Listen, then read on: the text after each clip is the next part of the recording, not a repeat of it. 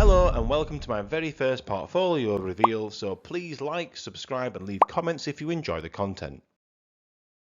First of all, let me start by sharing with you my investing journey. When I first started investing, the book Rule 1 by Phil Town was recommended to me, and it's the best book I've read ahead of countless others. It gives you the mechanics of investing with specific criteria and details on what to look for and the metrics to use when picking stocks. I'm hoping to create a key takeaways video about the book Rule 1 later this year.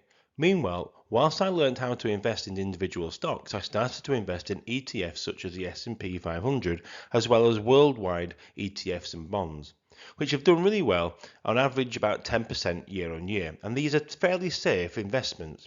And the best thing about ETFs is that you can put money in each month and leave them alone and let time make you the gains. But what I really wanted to do was pick stocks for myself. So whilst reading Rule 1, I wrote notes on his books and started to create my own Excel spreadsheets to help track and record the stocks I was interested in. As I started, the more I learned, the more I realised I needed to expand my knowledge and understanding of investing and the jargon used within accounting and the stock market. As I was very keen to create my own automated spreadsheet, I researched different formulas and started to collect specific financial information about the companies I was interested in. Based on the main concepts initially provided by Phil Town, but later from Terry Smith, Joel Greenblatt, Warren Buffett, Peter Lynch, and a number of other super investors that I've read or either watched their lectures about, I wanted to create a spreadsheet that was the ultimate one-page record for all the key information and metrics and will give me a detailed report about how good a company is. I'm going to share with you the companies I've bought and sold over the last year. Generally, I'll either buy and hold for long term for a period of 10 years and beyond, or hold for the medium term, which is up to 2 years, or in the short term, which is about 6 months. This depends on the strategy that I'm wanting to implement based on the story of the company and the value I believe the company is worth. A stock I own is PayPal, and my average share price is $58.72. I plan to hold this company until it hits my price target or I lose faith in the CEO to develop on the potential growth. My price target is $90 and this will produce a 53% return if I hit the target.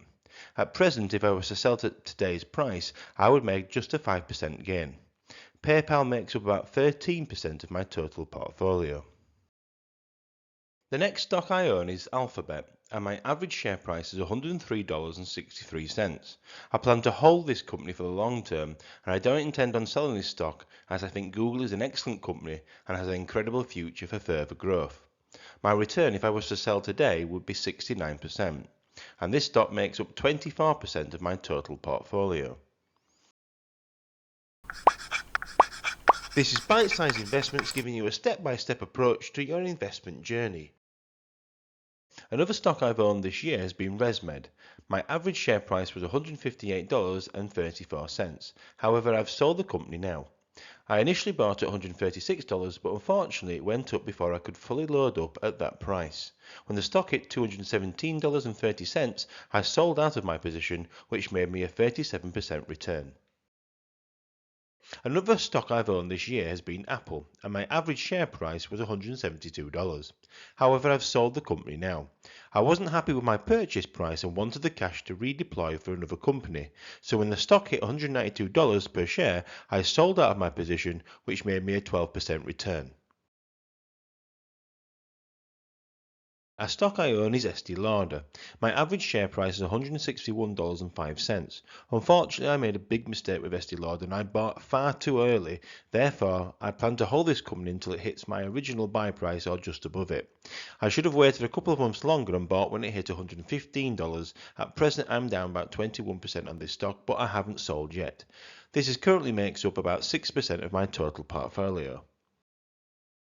I recently purchased Fortinet and my average share price is $59.48. I plan to hold this company for the long term, however I'm not totally happy with my buy price as I do think depending on the market it could go lower, so I am prepared to buy more. My return if I was to sell today would just be 3%. This makes up about 10% of my total portfolio. Last year I bought JD.com and I've added to my holdings since, so my average share price is $23.72. I'm prepared to wait until JD hits my price target of $45 per share. If it was to hit this target, I would see a 90% return. However, even if I was to sell out of my position today, I would see a 28% return. This makes up 11% of my total portfolio. A stock I bought back in January is Novo Nordisk, and my average share price is $104. I plan to hold and possibly add to this company at the right price, as I believe they are another incredible company with an excellent management team. If I was to sell out of my position today, my return would be 31%. This makes up about 11% of my total portfolio. I have recently purchased Paycom and my average share price is $166.26. I plan to hold this company for the long term. However, with all event-based purchases, e.g., when the company is dealing with adversity, there's always a risk that the stock could fall further if they haven't sufficiently dealt with the problems. I'm prepared to buy more if this company goes below my buy price.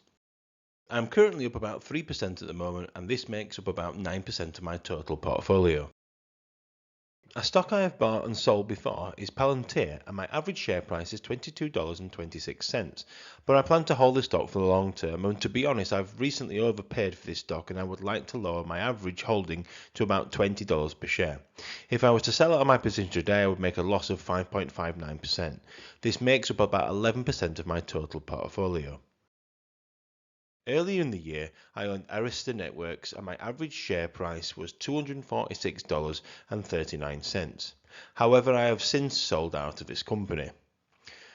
I sold when it hit my price target of $308, and this gave me a total return of 25%. I've also bought Starbucks this year when the share price hit $72.24. My price target is $100, but I haven't built up a full position for this stock and would buy more. This would potentially give me a 38% return, and at present I have 9% up from my buy price. This also makes up about 4% of my total portfolio. Earlier in the year, I owned Everwood Life Sciences, and my average share price was $68.23. However, I have sold out of this company now. I sold at $82.56, and this turned out to be a fraction too early as the share topped out at $94 per share. However, I still got a return of 21%. And finally, I bought Crocs and my average share price was $97.39. However, I have now sold the company. I sold when the stock price hit $125 and I was tempted to buy and hold the stock but succumbed to taking profit. However, the stock has gone from strength to strength and hit over $149. However, I got a return of 28% for Crocs. These are the companies I currently own within my portfolio. As I said at the beginning, I have three categories for holding companies: the long term, medium term, and short term.